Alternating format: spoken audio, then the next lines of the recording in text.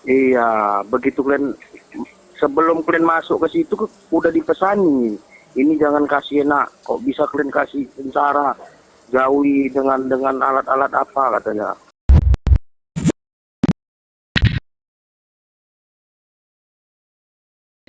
Banyak juga rekan-rekan yang bertanya mengenai apa yang saya alami selama saya ditahan di RTP Polrestabes Medan.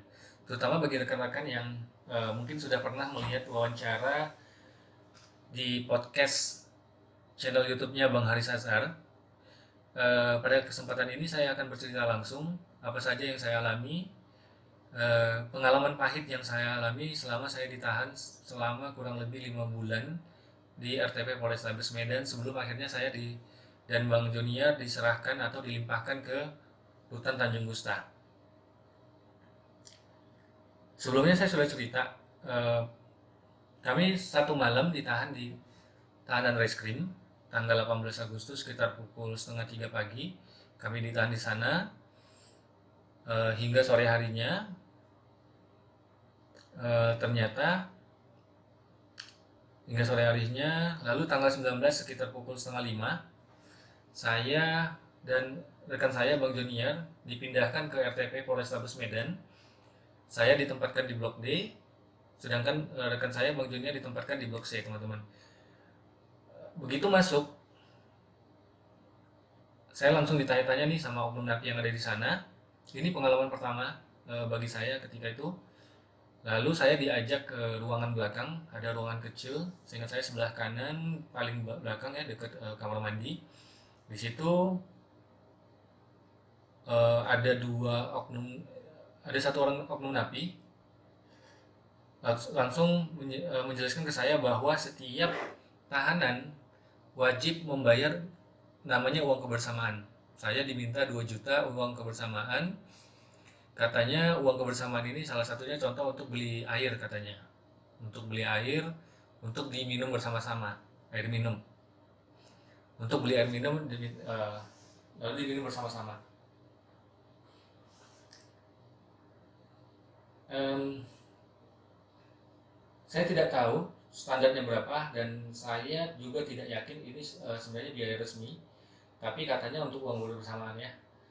Lalu oknum napi ini juga menunjukkan kepada saya jika tidak membayar maka nasibnya akan sama seperti yang saat ini ada di belakang katanya di WC. Lalu saya diajak nih ke WC.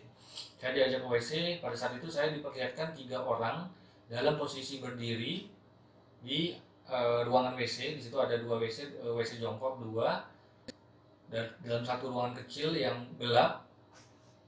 Di situ ada 3 orang kalau tidak salah pada saat itu posisinya berdiri. Jadi oknum napi ini menunjukkan inilah yang terjadi jika kamu tidak bayar katanya gitu. Jika tidak bisa membayar uang kebersamaan maka tidak boleh tidur di luar, tidak boleh tidur bersama tahanan lain, harus berdiri di atas WC. Lalu saya diserahkan handphone, diminta menghubungi keluarga saya di luar untuk segera transfer uang kebersamaan. Akhirnya saya telepon istri saya minta untuk dapat ditransfer 2 juta. Istri saya tentu bertanya-tanya, ini apa nih? Baru masuk, baru dipindah ke RTP Polrestabes Medan, tiba-tiba dimintai uang 2 juta. Pada saat itu istri saya cerita masih ada di Polrestabes Medan dan masih ada di ruang penyidik. Langsung istri saya menyampaikan juga ke penyidiknya bahwa suaminya diminta uang 2 juta. Ini uang apa? Kok bisa ada di tahanan diminta uang seperti itu? Lalu kalau tidak salah penyidiknya cuman menanggapi, loh kok dikasih bu, gitu, seperti itu ya. Akhirnya uang 2 juta ditransfer dan saya dipersilakan untuk tidur di depan kereng, di tengah-tengah ya. Jadi masuk pintu itu di pertengahan, di situ saya tidur untuk malam pertama. Kalau tidak salah sehari kemudian atau 2 hari kemudian saya diminta lagi uang 1.500.000, 1 juta untuk kebersama dalam bentuk uang, 500 dalam bentuk pulsa. Saya sempat protes, ini uang apa lagi? Kan kemarin saya sudah kasih 2 juta uang kebersamaan. Katanya tahanan-tahanan di sana protes karena bebek baru tidur di depan. Kalau tidak mau bayar ya saya katanya harus tidur di belakang di WC. Akhirnya dengan terpaksa saya telepon lagi keluarga saya telepon istri, karena saya tahu bahwa uang yang saya tinggalkan di rekening itu tidak banyak teman-teman. Seingat saya uang yang saya tinggalkan itu hanya 5 juta dari sisa gaji saya. Eh, dan istri saya juga menyampaikan bahwa uang yang ada sudah tidak cukup untuk kasih uang kebersamaan atau untuk ditransfer lagi. Akhirnya saya menelpon salah seorang rekan saya untuk meminjam uang, dan alhamdulillah teman saya ini walaupun tahu kondisi saya juga nggak tahu kapan akan bayar, ya karena dia juga tahu kalau saya lagi ditahan, tapi dia punya kebesaran hati untuk meminjamkan uang tersebut. Akhirnya yang memberi uang itu 1,5 juta itu ditransfer langsung dari rekening rekan saya, tapi dalam bentuk pinjaman. Itu terjadi terus menerus teman-teman. Berikutnya diminta lagi 1 juta, itu semua ada buktinya. Kita semua masih simpan bukti transfernya. Ada yang dalam bentuk uang transfer, ada dalam bentuk pulsa seperti itu. Alasannya macam-macam. Nanti alasannya katanya saya tidak boleh, saya dititipkan. Jadi oknum napi ini cerita memang bahwa saya di situ dititipkan jangan dikasih enak katanya. Jadi kalau mau tidak dikasih enak, ya jadi kalau mau saya tidak diperlakukan seperti pesanan dari oknum tersebut, maka saya harus bayar. Kalau tidak, saya akan tidur di WC. Memang sempat beberapa kali saya sempat tidur di WC. Saya sempat berdiri berjam-jam karena terlambat membayar. Begitu terjadi terus menerus sampai menurut istri saya yang ditransfer itu ada mungkin sekitar 12 juta. Tapi kita cuma punya bukti ada sekitar 11 juta. Uang bukti transfer dalam bentuk uang, transfer dari bentuk pulsa. Jadi menurut napi tersebut, apa yang saya alami di situ karena dipesankan oleh salah seorang oknum bahwa saya tidak boleh dikasih enak, disuruh tidur di WC, tidak boleh tidur di depan. Saya punya rekaman percakapan dengan kabloknya. Nanti saya akan share, saya akan upload juga berdasarkan keterangan langsung dari kabloknya, bahwa ternyata sebelum kami dipindah ke blok RTP Polrestabes Medan itu, ternyata ada salah seorang oknum yang sudah memanggil kablok ini dan menyampaikan bahwa nanti akan ada tahanan baru, bebek baru, YouTuber katanya, nanti katanya jangan dikasih enak, pakai apa aja untuk suruh siksa, seperti itu. Iya, begitu kalian sebelum kalian masuk ke situ udah dipesani. Ini jangan kasih enak, kok bisa kalian kasih sengsara, jauhi dengan alat-alat apa katanya. Dan parahnya lagi, oknum ini mencatut salah seorang petinggi, katanya atas perintah beliau, yang tentu di luar dugaan kami karena selama ini kami selalu berkoordinasi dan setiap ada temuan kami selalu lapor ke beliau. Jadi rasanya kami sulit untuk mempercayai hal tersebut, tapi faktanya si kablok ini, saya rekam pembicaraan itu mengatakan seperti itu. 24 jam saya tidak pernah tenang ada di dalam. Jadi siksaan dan pemerasan yang saya alami itu kurang lebih 2,5 bulan ya awal, sebelum akhirnya saya diselamatkan oleh Ombudsman RI dipindah ke blok lain. 2,5 bulan saya mengalami apa yang dibilang jangan dikasih enak tersebut. Pemerasan, penganiayaan, pemukulan, sempat terjadi luka karena terlambat menyerahkan uang. Karena pada saat kita nelpon, mereka selalu buru-buru nih. Nelpon kelihatan kayak susah untuk transfer, akhirnya langsung dipukul seperti itu. Dan posisinya di dalam tahanan itu jumlahnya 120 orang di dalam blok itu. Posisinya saya tidak bisa melawan karena mereka banyak. Dan itu juga yang dialami oleh tahanan lain, terutama bebek baru ya, istilahnya untuk tahanan yang baru masuk.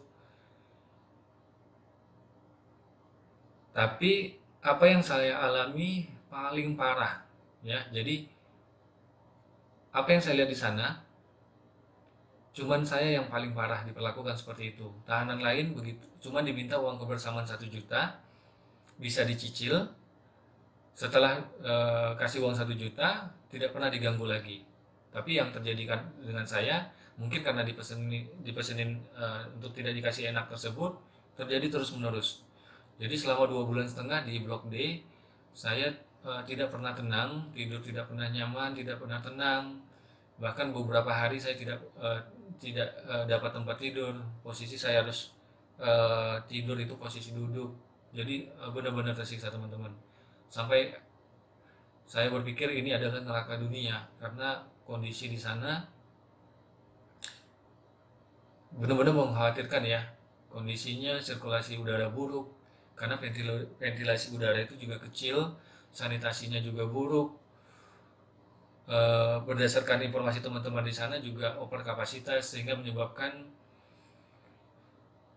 hawa di sana itu begitu panas. Jadi semua tahanan itu tidak ada yang pakai baju teman-teman, saking panasnya tidak ada yang pakai baju. Bahkan ada beberapa yang hanya menggunakan celana dalam di dalam tersebut karena kan ini khusus cowok ya. Lalu mungkin karena panas, seminggu pertama barulah muncul di badan itu merah-merah seperti biang keringat, mungkin karena panas berlebih.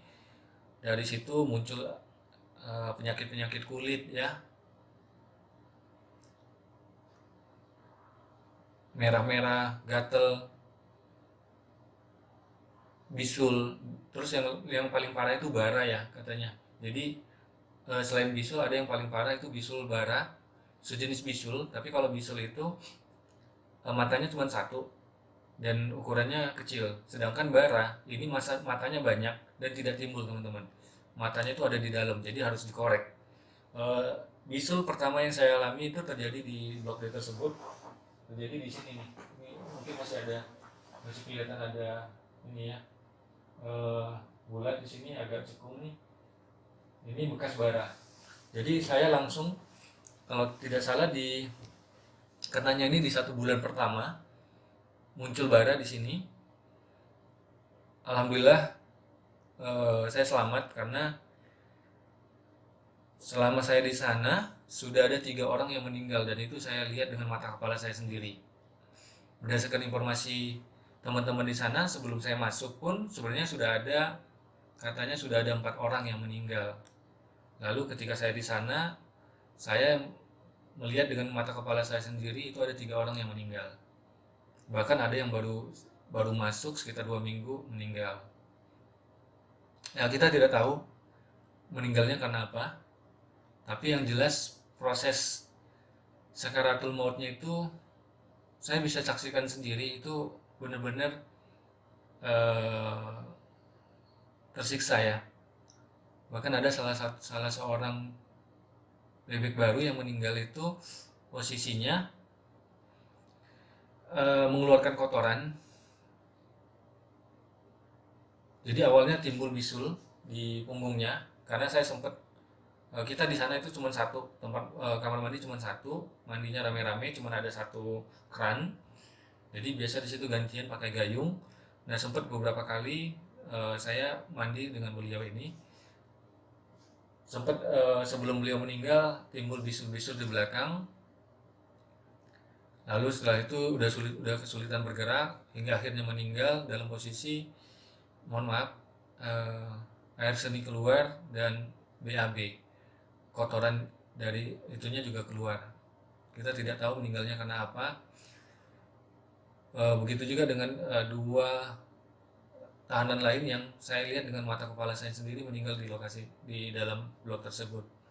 Alhamdulillah Allah masih menjaga keselamatan saya walaupun saya diperlakukan paling tersiksa di dalam tahanan tersebut, tidak pernah dikasih tenang bahkan 24 jam. Karena kondisi panas itu juga menyebabkan kita tidak pernah pakai baju ya. Jadi biasanya untuk meredam panas itu para tahanan termasuk saya itu selalu membasahkan baju lalu dibasahkan ke seluruh badan. Itu panas sekali, di dalam situ panas sekali. Jadi untuk eh, mengurangi efek panas yang ada di blok tersebut, kita lakukan seperti itu teman-teman. Jadi setiap berapa jam sekali itu kita bilas lagi bajunya lalu dibasahkan ke badan. Begitu terus menerus. Dan 24 jam itu kamar mandi nggak pernah kosong. Hampir tidak pernah kosong. Dan selalu ngantri saking panasnya. Jadi ada yang berulang-ulang mandi-mandi terus. Saya juga dalam satu hari bisa mandi berapa kali per berapa jam. Ada juga yang satu tahanan yang posisi tidurnya dekat dengan saya itu posisinya beliau ini ketika saya masuk belum lumpuh ya, jadi begitu pada saat saya masuk masih normal, tapi yang saya perhatikan setiap 1 jam sekali mandi, setiap 1 jam sekali mandi. Kita mandi nggak lihat waktu, jam 1 malam, jam 2 malam, jam 3 malam, subuh terus. Tidak tahu kenapa, apakah karena mandi-mandi terus akhirnya salah satu tahanan ini itu lumpuh dan tidak bisa bergerak lagi, kakinya pinggang ke bawah ini lumpuh, sehingga untuk mandi akhirnya harus digendong salah seorang rekannya, seperti itu. Lalu yang bisa saya ceritakan juga adalah hak-hak kami, hak-hak saya dipersulit. Contohnya hak menghubungi penasihat hukum. Jadi selama di dalam tahanan di RTP Polrestabes Medan, saya tidak diberi hak untuk menghubungi penasihat hukum. Bahkan penasihat hukum saya yang kedua ya, yang pertama akhirnya saya ganti. Yang kedua ini tidak pernah bisa bertemu ke saya walaupun berulang kali minta izin ke penyidik untuk dipertemukan. Saya tidak diberikan hak untuk menghubungi penasihat hukum saya sesuai yang ditentukan dengan undang-undang. Saya juga tidak diberi hak untuk menghubungi atau menerima kunjungan kecuali di bulan kelima ya, sebelum saya pindah.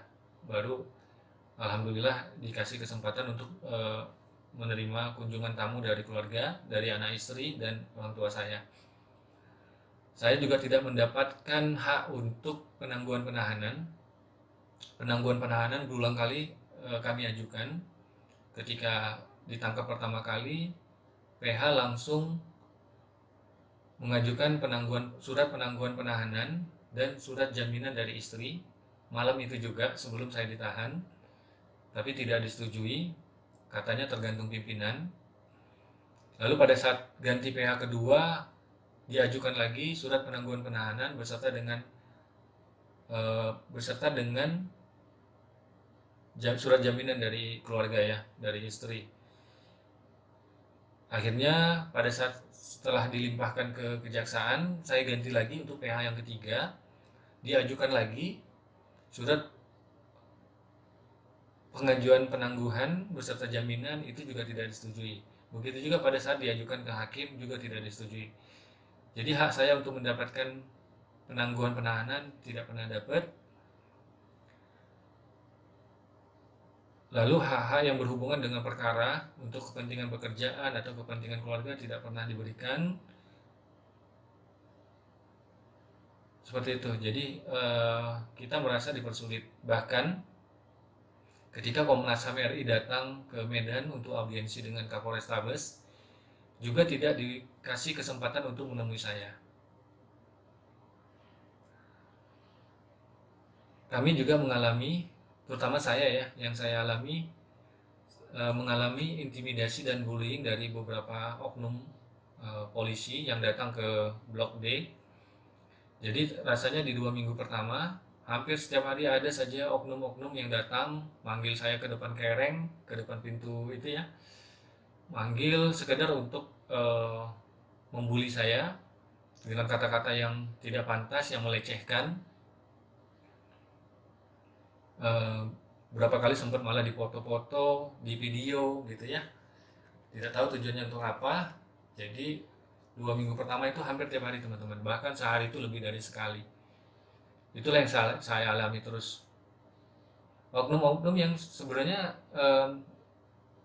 sebagian besar saya justru tidak pernah kenal oknum-oknum ini, dan saya juga tidak tahu di bagian mana, di bagian mana tugasnya. Jadi sepertinya apa yang saya alami itu, penahanan saya begitu begitu membuat oknum-oknum ini bahagia sekali. Lalu satu ketika saya juga pernah didatangi salah seorang oknum Palantas yang belum lama ini dimutasi ke Samosir atas laporan dari rekan saya Bang Junior Nenggolan. Beliau akhirnya sidang disiplin, dan hasil sidang disiplinnya waktu itu memang terbukti melakukan seperti yang dituduhkan oleh Bang Junior, yaitu karena ada videonya ya. Laporannya karena si oknum ini memijak kaki Bang Junior lalu mempermalukan di depan umum menggunakan pengeras suara pada mobil patwal di tengah-tengah pada saat ada razia di salah satu jalan di Kota Medan.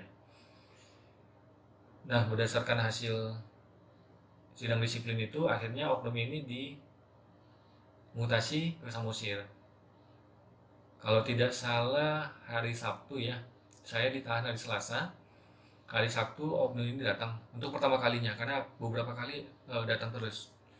Lalu oknum ini mengatakan kepada saya dia diperintah untuk membuat LP terhadap saya. Tapi kalau mau dia tidak buat LP, maka saya harus kasih uang 30 juta supaya dia bisa kembali ke Medan katanya. Jadi dia minta uang 30 juta kalau saya tidak mau dibuatkan LP. Jadi ancamannya seperti itu. Kalau saya tidak kasih uang 30 juta, maka saya akan di LP. Saya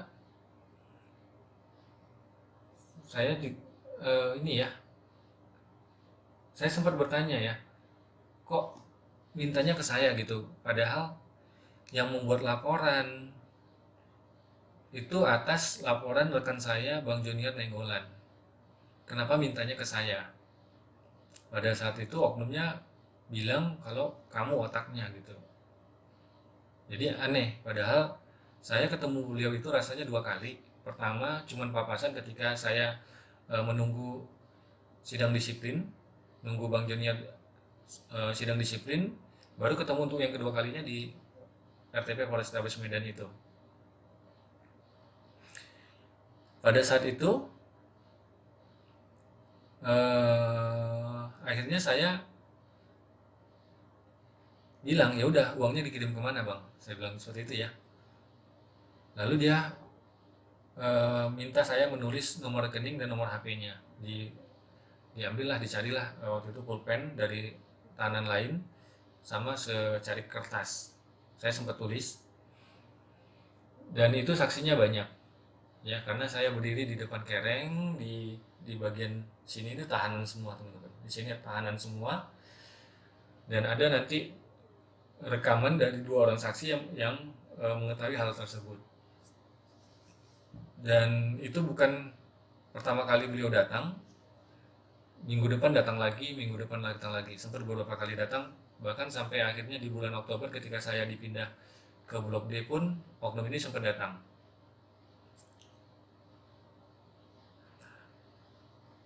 Dan yang saya ingat, dia mengatakan bahwa saya merekayasa video. Kami merekayasa video yang dilaporkan rekan saya ke Propam Polrestabes Medan. Jadi katanya video pada saat mijak kaki itu direkayasa. Seperti itu ya.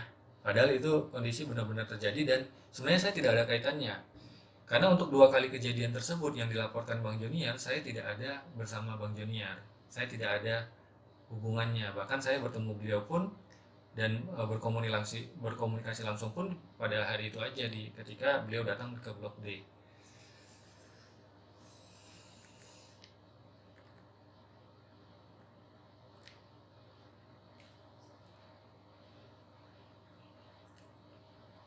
Lalu pernah satu ketika penyidik itu datang ke Blok D, saya dipanggil ke depan kereng.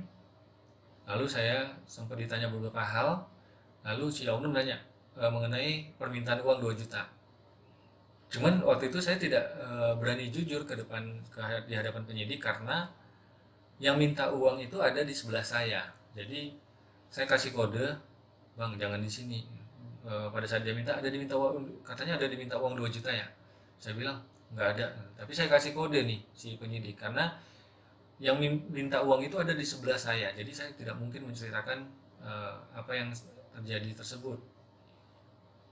Dengan harapan si penyidik ini bisa memanggil saya keluar supaya saya bisa menceritakan dengan terus terang dengan leluasa apa yang sebenarnya terjadi. Dan terus terang kami merasa apa yang terjadi,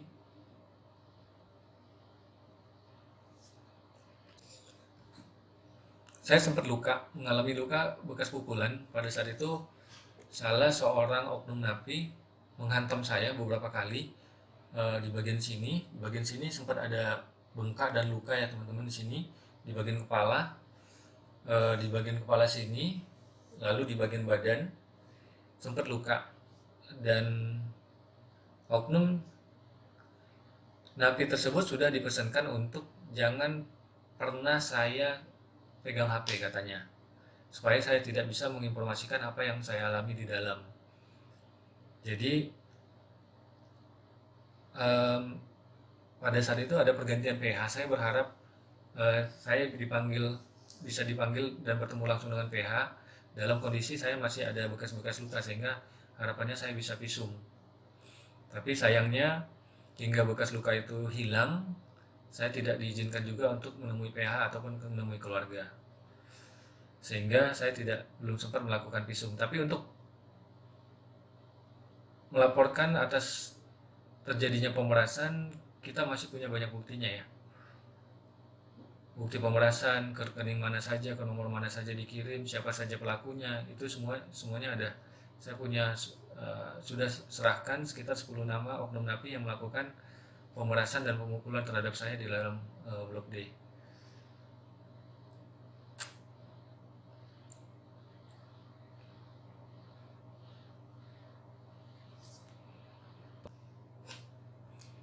Ketika saya ditahan, saya itu sedang bawa mobil, Bang Jonia sedang bawa motor ya. Jadi mobil saya juga ditahan. Ketika dilimpahkan ke Kejari, sebelumnya sejak awal kami sudah mengajukan pinjam pakai mobil ya. Sejak saya ditangkap pun PH sudah mengajukan untuk pinjam pakai mobil tapi tidak disetujui. Lalu sekitar bulan November dilimpahkan, saya dan barang-barang bukti dilimpahkan ke kejaksaan. Di situ pun kita mengajukan penangguhan penahanan beserta surat jaminan dari keluarga, jaminan tidak melarikan diri atau menghilangkan barang bukti. Lalu juga mengajukan surat pinjam pakai mobil. Alhamdulillah disetujui. Nah, pada saat itu baru ketahuan ternyata banyak barang-barang di dalam mobil saya yang hilang, terutama barang-barang berharga. Ya, baru diketahui hilang. Bahkan yang paling parah, tutup pentil pun hilang. Ya, jadi memang tutup pentil mobil saya itu udah saya ganti yang beli ya, yang besi. Itu pun hilang. Warna biru. Kalau nggak salah saya beli ketika saya keluar kota. Saya belinya kalau nggak salah di daerah tebing tinggi. Saya pasang, itu hilang, tutup pentil hilang, banyak sekali barang-barang yang hilang. Nanti saya akan ceritakan dan tunjukkan list barang-barang berharga saya yang hilang dari dalam mobil. Salah satunya jam yang biasa saya pakai ya.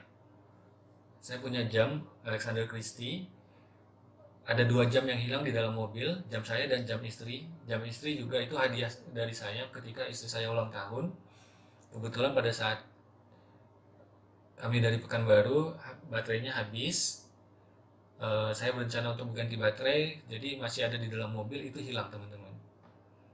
Ada juga kartu e-tol, seingat saya masih ada saldo sekitar 1,2 atau 1,3 juta di dalam. Karena saya sering traveling, tugas dinas luar kota, jadi saya sering ke tol, karena tiap hari pun untuk ke kantor distributor di daerah Tanjung Mulia saya pasti melewati tol. Jadi saldonya itu banyak. List barang-barangnya nanti akan saya jelaskan secara detail pada video berikutnya. Kalau tidak salah sekitar tanggal 27 Agustus sekitar jam 10 malam. Untuk teman-teman banyak yang bertanya kenapa tiba-tiba video saya hilang, video di channel YouTube Bang Jonier juga hilang. Saya akan ceritakan kejadian sebenarnya. Jadi seingat saya sekitar tanggal 27 Agustus malam kami jam 10 di Bon oleh Juper. Kita langsung ke ruangan penyidik. Di sana PH saya menyampaikan udah videonya dihapus saja.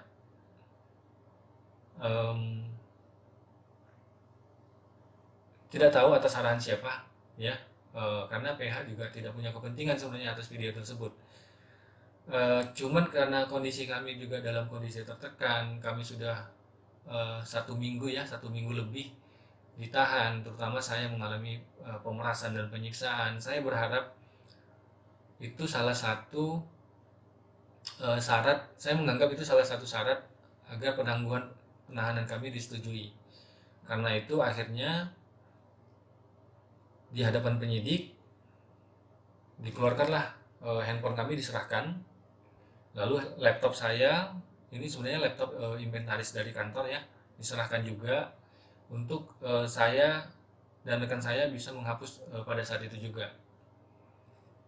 Jadi proses penonaktifan video-video di channel YouTube saya itu terjadi di ruang penyidik. Prosesnya terjadi hingga pukul 2 malam, 2 dini hari kalau tidak salah. Karena untuk di channel YouTube saya sendiri ada 264 video, belum lagi postingan-postingan lain terkait pungli. Itulah yang sebenarnya terjadi.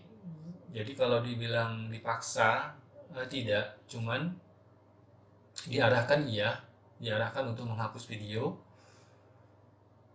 dengan berat hati ya, karena isinya adalah banyak bukti-bukti yang penting, maka tidak mungkin kami menghapus video tersebut. Akhirnya kita nonaktifkan saja. Tidak hanya di channel YouTube, tapi juga di akun Facebook saya dan Instagram saya. Facebook saya sempat saya tutup juga malam itu, Instagram saya juga saya private ya malam itu juga.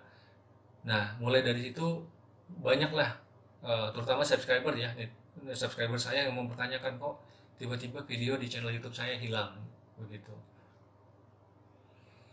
Itulah yang terjadi. Apa yang saya lakukan itu dengan harapan, sangat berharap sekali bahwa ini salah satu syarat agar penangguhan penahanan kami disetujui, tapi nyatanya tidak. Kami sudah melakukan banyak hal. Beberapa kali diminta video permintaan maaf, kita setujui. Terus diminta juga menuliskan surat permintaan maaf secara tertulis, itu juga kita sudah penuhi. Istri saya dan keluarga saya dan PH sudah 3 kali melakukan mediasi. 2 kali dilakukan oleh istri, ketemu langsung dengan oknum pelapor. Lalu PH juga katanya sudah mendatangi pelapor untuk melakukan mediasi. Dan yang ketiga, kami melakukan mediasi di ruangan Kanit Reskrim di Polrestabes Medan. Di situ ada saya, Bang Jonier, ada istri saya, ada istrinya Bang Jonier, di apit kiri kanan di ujung ada PH kami 2, ada 3 PH ya, PH saya 2, waktu itu PH yang pertama, jadi PH kami ada 2, Bang Jan Murado sama Bang Pendi Luaha. Jadi kita berdiri nih, posisi saya di sini berdiri di depan sofa ya. Saya, istri saya, istri Bang Jonier, lalu Bang Jonier, baru di kiri kanan di ujung itu ada PH, kami diapit PH, menggunakan teks yang sudah disiapkan oleh PH, kita direkam juga oleh oknum yang ada di sana, petugas yang ada di sana direkam, di video melakukan permintaan maaf terhadap pelapor dan institusi Polri. Teksnya sudah disiapkan oleh PH. itu sudah dilakukan. Jadi sudah dilakukan 3 kali mediasi. Kita juga sudah penuhi untuk menonaktifkan seluruh video, tapi nyatanya hingga akhir